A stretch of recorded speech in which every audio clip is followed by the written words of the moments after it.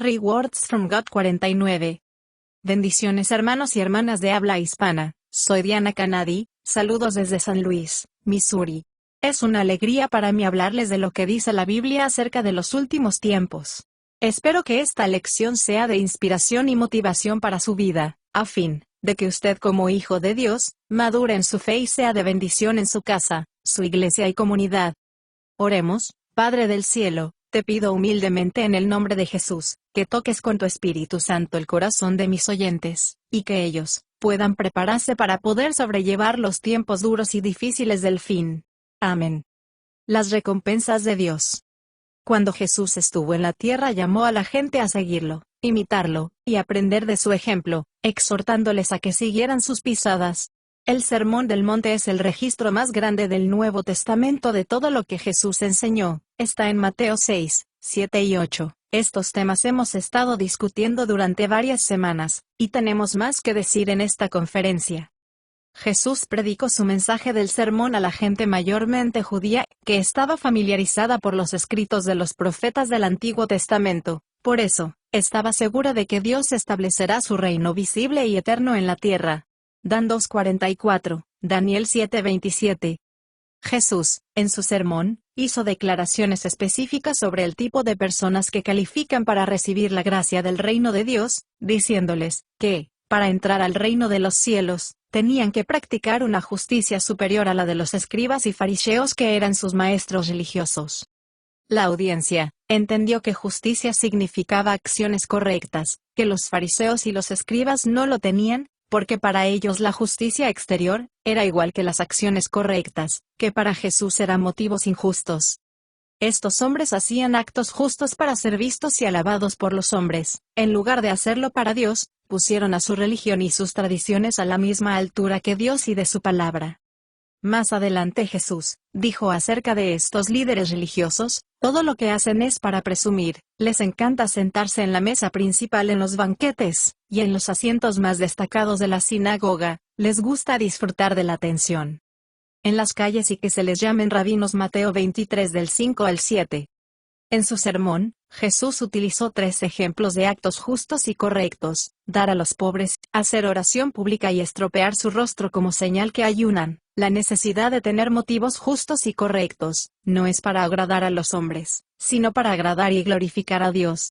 Mateo 6 del 1 al 18. Jesús dijo que los líderes religiosos les gustaba aparentar, hacían acciones para ser vistos y alabados por los hombres, pero que sus seguidores debían dar, orar y ayunar en secreto para que solo Dios ve lo que hacen. Jesús enseñó que las recompensas dadas del cielo no son resultado de las justas y buenas obras que se hacen públicamente para que la gente nos vea y nos admire, sino por las buenas obras que se hacen delante del Padre Celestial. Mateo 6:1, la clave está: lo que el Padre nos ve hacer en secreto, nos recompensará en público. Mateo 6:4, Mateo 6:6, Mateo 6:18. Esta no es la primera vez que Jesús en su sermón menciona las recompensas rápidas. Después de las bienaventuranzas, Jesús dijo: Dios les bendecirá cuando son objeto de burlas, persecución y mentiras porque ustedes son mis seguidores, porque les espera una gran recompensa en el cielo. Mateo 5 del 11 al 15. Jesús les dijo que amaran a sus enemigos, para que seáis verdaderos hijos de vuestro Padre que está en el cielo, porque Él hace salir su sol sobre malos y buenos, y hace llover sobre justos e injustos. Si amáis a los que os ama, ¿qué recompensa tendréis? Eso mismo hacen los fariseos y escribas. Mateo 5 del 45 al 47.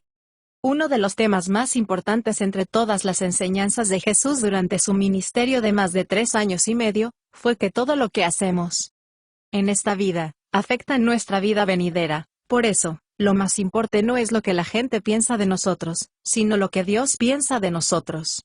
Él es el único que nos recompensará nuestra devoción y nuestras acciones. Hemos usado la mitad de este año, hablando sobre la importancia de cómo llegar a tener el carácter y acciones de Jesucristo, quien es el modelo de la familia de Dios, porque Dios quiere hijos e hijas que sean como Jesús. Romanos 8:29.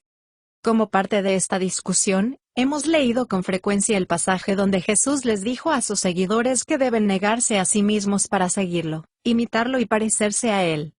En Mateo 16:24, dice, si alguno quiere ser mi discípulo, niéguese a sí mismo, es decir, desestime, pierda de vista, no ponga más importancia en sus propios intereses, y tomar su cruz y seguirme, es aferrarse firmemente a Él, confiando completamente y tomando su ejemplo y vivir en obediencia hasta la muerte, porque cada uno de nosotros será juzgado conforme a sus obras. Mateo 16:27. Después que Jesús regresó al cielo, todos sus apóstoles, sus testigos oculares predicaron este mismo mensaje, y el apóstol Pablo escribió en sus cartas que todos los cristianos deberían tomar el ejemplo de Jesús. En 2 de Corintios 5 del 9 al 10, dice, que nuestro objetivo siempre sea agradar al Señor porque todos tenemos que comparecer ante el tribunal de Cristo para ser juzgados, y cada uno de ellos recibirá que merece según el bien o el mal que haya hecho en su cuerpo. En Romanos 14:10, dice, ¿por qué menosprecias, juzgas a otro cristiano? Recuerda, que cada uno de nosotros compareceremos ante el tribunal de Cristo, y cada uno de nosotros tendrá que rendir cuentas a Dios. Antes de continuar explicando el Sermón del Monte, debemos apropiarse de las recompensas otorgadas y las recompensas perdidas, porque llegará el día del juicio, porque debemos esperarlo con la conciencia limpia. Podríamos hacer una serie muy larga sobre el juicio y las recompensas, pero no es necesario. Sin embargo, necesitamos aclarar algunas cosas que necesitamos para poder reentender y beneficiarnos al 100% de las enseñanzas de Jesús en el Sermón del Monte. Todos somos responsables ante Dios por nuestras acciones, incluso después de convertirte en cristiano. La enseñanza clara del Nuevo Testamento es clara, dice, que debemos vivir como creyentes en Cristo. No quiero hacerle sentir culpable, ni asustar a nadie, pero la forma en que vivimos nuestra vida debe tener un impacto total, no solo para esta vida, sino también en la vida venidera. Permítanme aclarar 2 puntos. Hay 3 cosas que nuestras acciones justas, o buenas obras no pueden hacer por nosotros, no pueden hacer que Dios nos ame más, no pueden salvarnos, y no pueden lavar nuestros pecados. Él nos ama, murió por nosotros no porque hacíamos buenas obras, sino porque estábamos condenados por nuestras malas obras. Hay 4 cosas que nuestras acciones justas, o buenas obras pueden hacer por nosotros. Agradar a Dios tiene recompensa, nos hace semejante a Cristo y nos hace vivir para glorificar a Dios. Cuando aparece este tema, la gente rápido piensa, ¿me estás diciendo que puedo perder mi salvación? ¿Terminaré en el infierno? No se preocupe, siempre hay malentendidos, pero lo fundamental del Evangelio es que Jesús vino a este mundo para salvar al pecador. No es lógico pensar que Él nos salva y nos condena al mismo tiempo. Jesús no murió para salvarnos del infierno. Jesús murió para salvarnos del pecado y abrirnos el camino para ser hijos e hijas de Dios transformadas, que tengan sus características de personalidad y conducta. Tito 2 del 11 al 14. Cuando doblamos nuestras rodillas, nos arrepentimos y recibimos a Jesús como Salvador y Señor, empieza en nosotros el proceso de la transformación. El poder del Espíritu Santo comienza a tratar nuestra vida, cuando nosotros cooperamos con Él. En Filipenses 2 del 12 al 13, dice, que pongamos en práctica la obra salvadora de Dios en nuestra vida, obedeciendo con profunda reverencia y temor, porque Dios es quien obra en ustedes con el deseo de agradarle y obedecerle. Sí, el sacrificio de Jesús fue un sacrificio poderoso, perfecto, único, que se hizo una sola vez para siempre. Nos asegura que nuestra salvación de la culpa y el castigo del pecado están disponibles, que no hay nada más que podamos hacer, solo creer y obedecer. La Biblia es muy clara, dice que, como creyentes en Jesús, debemos parecerse, y ser cada vez más semejantes a Cristo, abandonando y deshaciéndonos de ciertas conductas que teníamos antes en el mundo para adoptar nuevas actitudes. En el Sermón del Monte, Jesús dijo, que sus seguidores deben ser perfectos, porque nuestro Padre que está en los cielos es perfecto. Mateo 5:48. Perfecto, significa, no cometer errores. La palabra perfecto se traduce como objetivo o meta que lograr. Una cosa es perfecta si alcanza el fin o el propósito para el cual fue creado. Nosotros fuimos creados para ser como Cristo. Podemos ser perfectos antes de ser transformados, y ser como Cristo en carácter cuando nuestra meta y objetivo es agradar a Dios en todo lo que pensamos, hacemos y decimos, siempre y cuando nuestros motivos manifiesten nuestras acciones. Los motivos correctos producen acciones correctas de integridad y valor moral. Los fariseos tenían acciones correctas, pero sus motivos eran egoístas. No importa lo mucho que luches, si nuestro corazón y nuestros motivos no son para agradar a Dios y ir por el camino correcto. La perfección tiene que ver con nuestro objetivo final, no nuestra vida presente. Agradar a Dios no es agradarse a nosotros mismos, sino obedecer a Dios. ¿Es este nuestro objetivo? ¿Qué estamos haciendo para ser fieles a Dios? Pablo escribió: no quiero decir que ya he logrado estas cosas por mi propia cuenta, sino que alcance la perfección, aunque sigo trabajando para que ese día y sea finalmente transformado totalmente, por Jesús quien me salvó. Quiere que sea. Filipenses 3:12. Pablo comparó la vida cristiana con una carrera, poniendo de ejemplo, de cómo los atletas practican el autocontrol para poder ganar el premio al final de la carrera, a fin de que nosotros los cristianos hagamos lo mismo. En 1 Corintios 2:27, dice, que el propósito correcto de la vida es este: yo disciplino mi cuerpo como un atleta, entrenándome para hacer lo que debo hacer, no sea que después de predicar a otros, yo mismo quede descalificado. Al final de su vida Pablo pudo decir: el tiempo de mi muerte está cercano, he peleado la buena batalla, he corrido la carrera y me he mantenido fiel, ahora me espera el premio, la corona de justicia que me dará el Señor, juez justo, en el gran día de el regreso, no solo a mí, sino a todos los que esperan con ansia su gloriosa venida. 2 de Timoteo 4:8. ¿Qué recompensas nos esperan? Las cosas que nos esperan son la aprobación de Dios, el reconocimiento de Dios, y estar con Él para siempre en un mundo perfecto, plenamente glorificado al ser semejante a Cristo en cada parte de mi ser. En Mateo 25:23, dice: bien, mi buen siervo y fiel, entra en el gozo de tu Señor. En Salmos 16:11 dice: en tu presencia hay plenitud de gozo, y delicias a tu diestra para siempre. En 1 de Juan 3 del 2 al 9, dice: amados, ahora somos hijos de Dios, y aún no se ha manifestado lo que hemos de ser, pero sabemos que cuando Él se manifieste, seremos semejantes a Él, porque le veremos cara a cara. Ahora, volvamos al Sermón del Monte otra vez.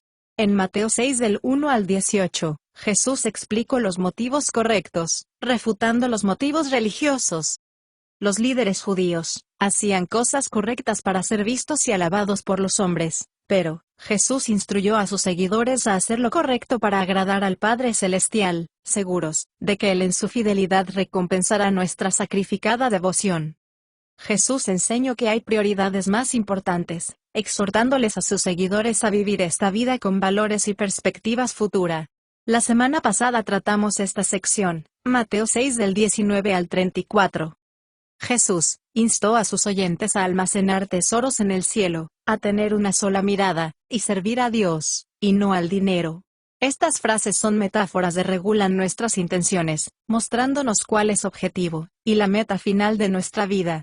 Si nuestro objetivo final de nuestra intención es agradar y glorificar a nuestro Padre, entonces tenemos los valores eternos que afectarán y transformarán la forma de pensar y actuar en la vida. Esto no quiere decir que no podamos disfrutar de las cosas de esta vida, claro que sí, pero conforme al contexto de Dios, con las prioridades correctas, sin olvidar que para nosotros los creyentes, esta vida no es insignificante, pero tampoco es la más importante. Jesús instó a sus oyentes a vivir con gozosos de que tienen un Padre en el cielo que ve todo y conoce todo, que sean nuestros motivos, intenciones y acciones. Si vivimos con su aprobación, vivimos para agradar y honrar su nombre. Dios quiere devoción plena. Ese es el lugar de la verdadera felicidad. Luego, Jesús les aseguró a sus discípulos que, si buscan primero el reino de Dios y su justicia, no les faltará nada, porque su Padre Celestial les proveerá las cosas materiales que necesitan para vivir. En Mateo 6:33, dice: mas buscad señalar sus metas, y esforzaos en hacer todo lo justo y correcto, entonces todas estas cosas que necesitamos nos serán suplidas. A continuación, en el contexto, les dice que vivan sus vidas felices y con la conciencia tranquila, seguros de saber que tienen un Padre Celestial, que se preocupa por ustedes, y que los recompensará su servicio y obediencia. Jesús dio más detalles sobre cómo sus seguidores deben tratar a los demás. Mateo 7 del 1 al 5. Ya hemos tocado este pasaje con cierto detalle hace un par de meses, cuando Jesús habló de un hombre que tenía una viga en su propio ojo, y que estaba tratando de sacar la paja del ojo ajeno, y por eso, Jesús lo llamó hipócrita.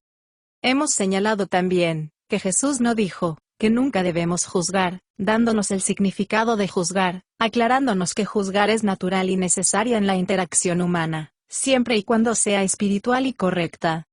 Jesús estaba advirtiendo contra el juicio severo, crítico y condenatorio que realizamos pensando que tenemos una posición de superioridad, así como los escribas y fariseos pensaban, y se sentían orgullosos de estar sobre los demás. Más adelante, Jesús habla de un fariseo que juzgó al recaudador de impuestos. El fariseo oró: te doy gracias, Dios, que no soy un pecador como este publicano que está allí. Yo nunca engaño, no peco, no cometo adulterio, yo ayuno 2 veces por semana, y doy el diezmo de todo lo que gano. Lucas 18 del 11 al 12.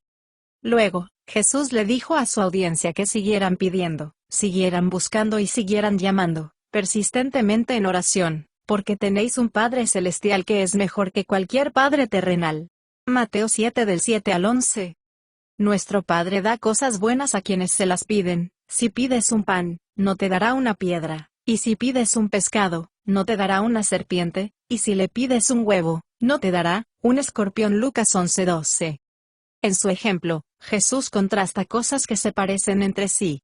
En esa región había pocas piedras calizas en la orilla del mar que tenían la misma forma y color de los pequeños panes.